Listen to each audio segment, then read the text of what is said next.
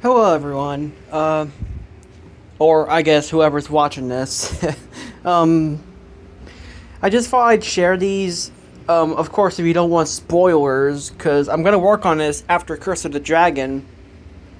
If you don't want spoilers, uh, even though you basically know what it is if you're a War of the Worlds fan or know about War of the Worlds. But regardless, even if that, if you don't want spoilers, then I suggest you stop watching and get off the video. But I'm going to show off concept art I've done. There's a couple concept arts that I actually drew last year. Wait, or was it around the start of this year? I don't remember. But these tripod and Martian designs I've had in my mind for several years now. And now finally I'm getting to freaking put them in action after Curse of the Dragon. But I'm going to share them. And yeah. This is a concept scene I drew. I was mainly out of boredom, but I also was wanting to get a head start on drawing the tripods and such. And this is these are what the tripods look like. I've had these tripod designs in my head for years. They're supposed to be big, bulky, and heavy. Give that heavy, huge, bulky feel. And basically, when they walk, it makes area around shake slightly. You know, kind of like Godzilla from the 1998 film. Kind of like that. That's basically what these tripods are, but they're kind of slow. I don't know if I would make them be fast at times, but they are pretty slow at times. I picture them being slow. But this is the concept scene where the protagonist, Herbert White, of course you know what the first name is a reference to. Our Lord and Savior H.G. Wells. The protagonist, his design is based off Pierce Brosnan. I first saw Pierce Brosnan on One More Man, and then years later I saw him on Dante's Peak, and I loved his acting in that film. I loved this character, everything.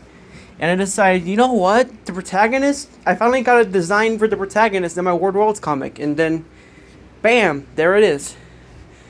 So yeah, his appearance and his voice are based off Pierce Brosnan from the 90s.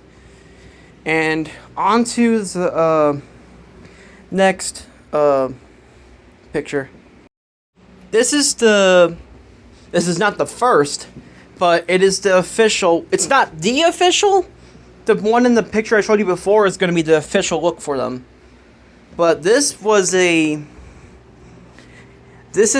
basically the basic look for them. They have spinning heat ray. Their heat rays spinning kind of in different spots, and it's retractable. And I wanted their eyes to be kind of they move kind of like a chameleon's eye, if that makes sense. Like the stuff around them spins sometimes and stuff, and it's like a whole complex system of everything, moving parts, kind of like the book, a whole bunch of moving parts. That's basically what they are, the tripods. And then they got 3 different tentacles, as you can see. There's the camera probe, which I like to think that it has the blades because it will either use that to slash things out of the way, or sometimes they'll actually kill for sport.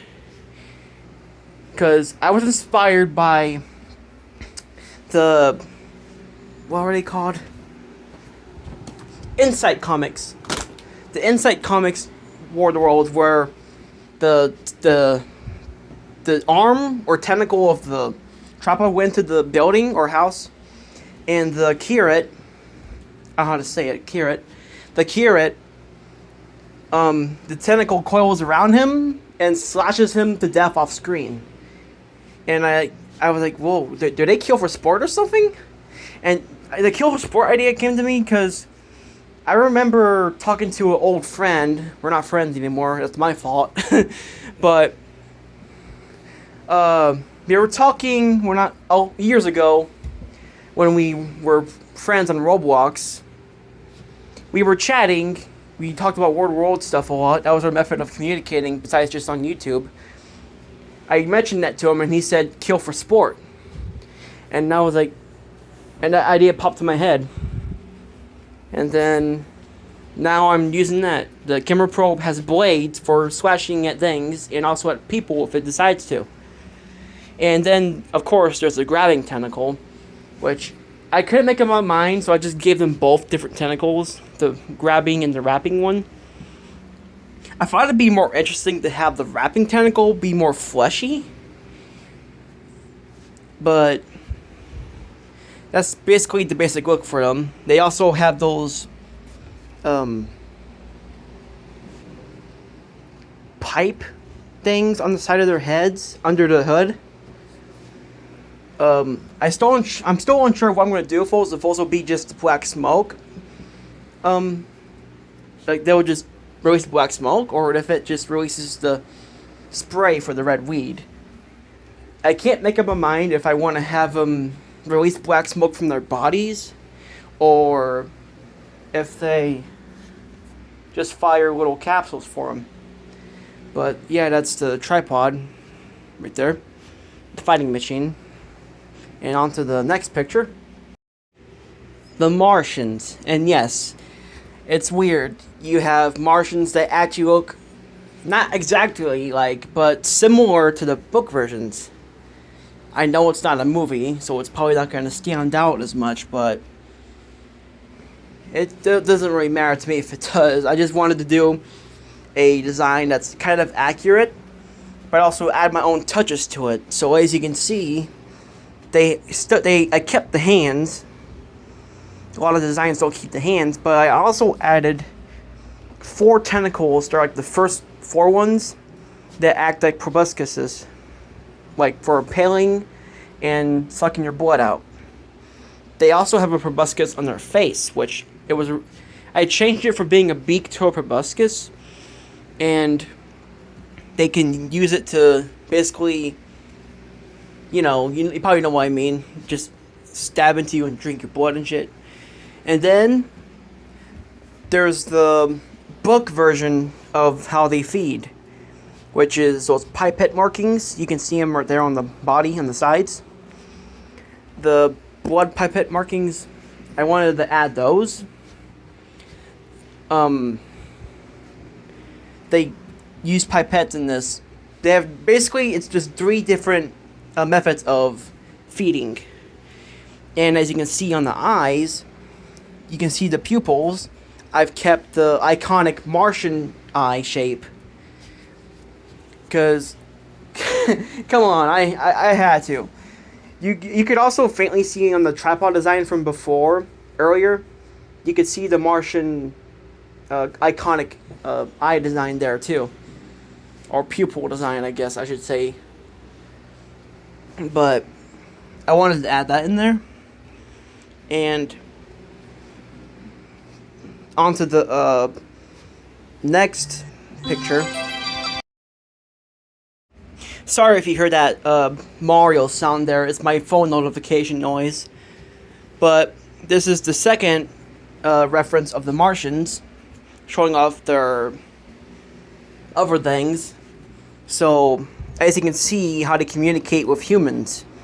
I was inspired by the Insight comics for this, where they speak to you telepathically. And the Martians here, as monsters as they're supposed to be portrayed to be, I would like to have that detail where they're actually awesome parents. Like, so you can see here, the Martians having the babies right on their backs, which was inspired by, why did I almost say Black Widow? What's wrong with me? Inspired by possums and wolf spiders. I don't know if anyone knows what I mean, but having their babies right on their backs. I also kept the book the book version of how they reproduce asexually with the babies growing from their sides. And then, of course, the Martian young, they have at least 8 tentacles, which 4 are normal arms, and the 4 other tentacles are the proboscises. But the guy that's the unlucky guy there that Martian's taunting, that's actually the protagonist for the second War of the Worlds. Yes, I am actually planning a sequel. I changed the protagonist to... I'm just gonna explain everything because I told y'all there would be spoilers in here. So, like, if y'all don't want spoilers, of course, you probably should have clicked off. But this guy right here, that guy is Allooo's son. Yes, Allooo's son from the first comic. He was a child during the first invasion, and then the second invasion, I'm gonna plan a scene where the cylinders land and people start panicking and freaking out and driving around crazily and shit. And I kind of got inspired by that from Dante's Peak, where the volcano starts erupting. Well, it wasn't erupting. It was just clearing its throat, as one of the kickers said. But the people crashing into buildings and into each other, running each other over. I don't know if I saw people running each other over, but I imagine there probably was shit like that in there. And then just chaos, people freaking out and panicking. And yeah, that's pretty much what I'm planning. But on to the next picture. This here is Allooo's son. I did concept art for him. This is his official look. I wanted to, like, do somebody cool. I mean, I think the protagonist from the first comic is cool too, but I wanted to do someone that's kind of cool looking, and, like, I just decided to give him a greaser jacket and crazy hair alongside just the whole dark look. But he's not like he's not emo. Well, I mean, I guess you could say he's emo because he's wearing black, but he doesn't act emo. He doesn't act all depressed and shit. I imagine he is a little depressed because Allooo's death from the first comic, his father. I imagine he would still be a little bit sad about that, but aside from that, he's not gonna be stereotypically like an asshole or anything, as most movies do with those kind of people. And he's gonna have a motorcycle. Well, yeah, he's definitely gonna have a fucking motorcycle. I already have scenes planned of him on a motorcycle. And the ending is the only thing I won't say for the World's sequel, because that's supposed to be like the actual ending of these comics, the World's comics I'm doing. But yeah, that's pretty much it. Before I stop recording, I'm going to give y'all a goofy picture.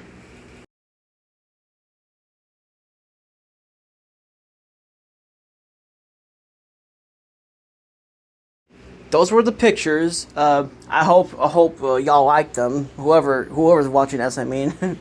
But I am excited to work on this comic, the World's comic, because I'm finally getting to put those tripods and Martians to action.